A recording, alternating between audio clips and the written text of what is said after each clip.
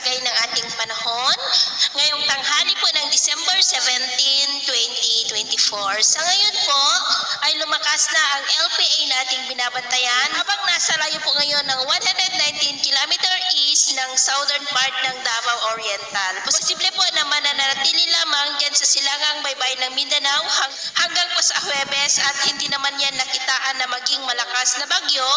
Posibleng mahinang bagyo lamang o babalik rin sa low pressure area sa susunod na mga araw, ngunit magpapaulan pa rin po yan sa malaking bahagi ng Mindanao at Visayas ngayong weekend.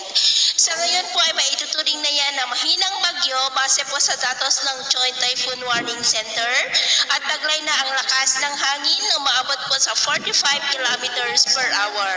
Posible po na mag-stationary yan sa silangan ng Mindanao hanggang sa mga susunod pa na araw at kung maging bagyo na yan sa datos ng Pag-asa ay tatawagin na po sa local name na Bagyong Kerubin.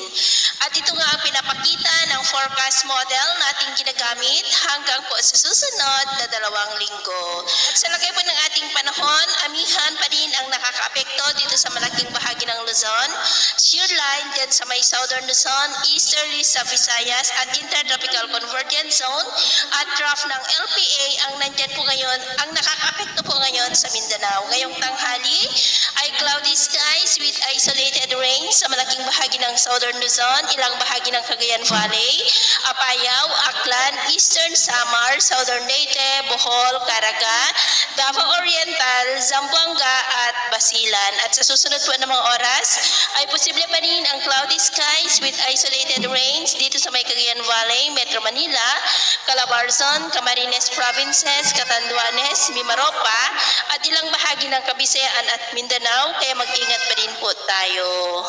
At sa atin naman pong mga baybayin, iwasan na po muna natin ang papalaod sa kanlurang baybayin ng Luzon, northern seaboard ng northern at extreme northern Luzon, silangang baybayin ng ating bansa mula silangang baybayin ng Luzon hanggang dyan sa may Mindanao.